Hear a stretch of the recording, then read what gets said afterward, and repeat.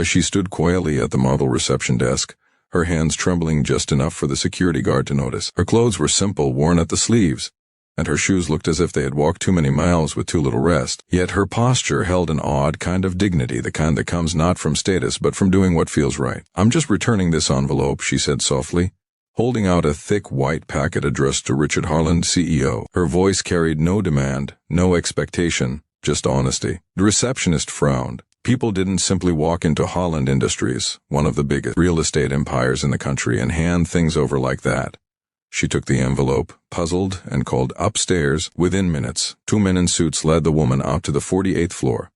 The top floor, where the air smelled of polished wood, filtered water, and old money. Richard Harland himself was waiting, leaning back in his leather chair with a bored expression. A billionaire several times over, he'd grown accustomed to people approaching him with outstretched hands, wanting something, asking for something, hoping for something.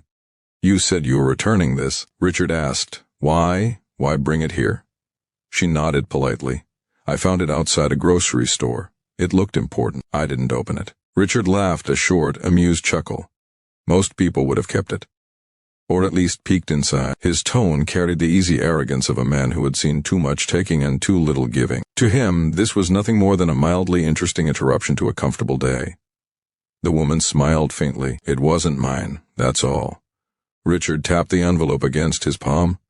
"Do you have any idea what this contains?" "No," she said simply. "Of course not." He shook his head, amused. "This envelope holds a cashier's check for $400,000. The room fell quiet. The assistants beside him exchanged surprised looks, but the woman didn't flinch, didn't gasp, didn't widen her eyes. She simply nodded. "I'm glad it's back with the right person," she said. "You're telling me you needed nothing? Not even tempted?" Richard pressed, leaning forward. $400,000. That's more than most people see in a lifetime. Her voice remained calm. "Temptation isn't the same as taking, sir." The billionaire studied her closely now, trying to read her like a financial report. Her clothes, her posture, the quiet steadiness of her tone, it didn't add up. Nobody returned that kind of money. Nobody walked miles to hand over fortune without expecting praise or payment. It made no sense. "So what's your story?" he demanded. She took a breath. "My name is Maria Ortiz. I work double shifts at Rosewood Community Center. I take care of seniors, cooking, cleaning, helping them with medication.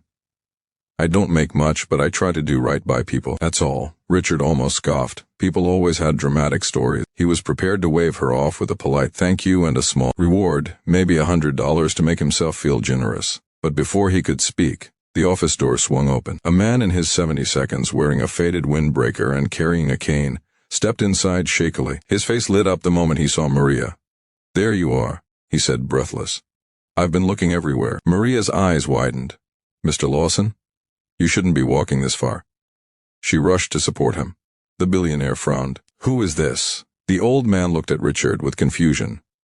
Not fear, just honest bewilderment. "Young man, I'm here for my envelope. I think someone brought it in." Richard's eyebrows shot up. "Your envelope?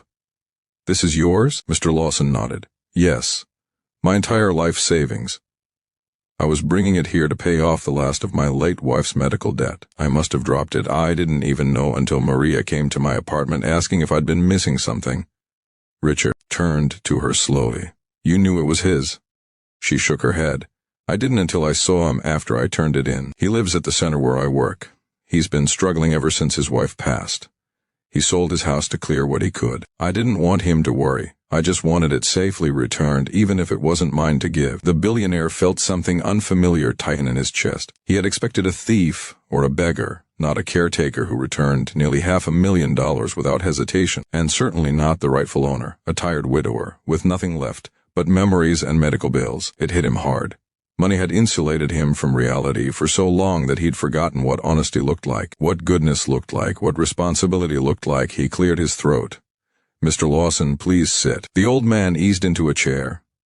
Richard opened the envelope, stared at the number on the check, and then did something he hadn't done in a long time. He listened to his conscience. Turning to Maria, he said quietly, "You should have said something. You walked all the way here. You returned something you could have used. Why? She answered with the same calm sincerity, because someone trusted that money would do something good in this world. I didn't want to be the reason it didn't. In that moment, something inside the billionaire shifted. A man who had spent years chasing bigger deals, bigger towers, bigger profits, suddenly saw the real value of what he'd gained and lost along the way. He picked up the check, tore it cleanly in half, and reached for his desk drawer. Both Maria and Mr. Lawson gasped. Richard wrote a new check, not for $400,000, but for $1 million. He handed it to Mr. Lawson. This clears everything and gives you back your life. The old man burst into tears. Then Richard turned to Maria. And you reminded me what humanity looks like.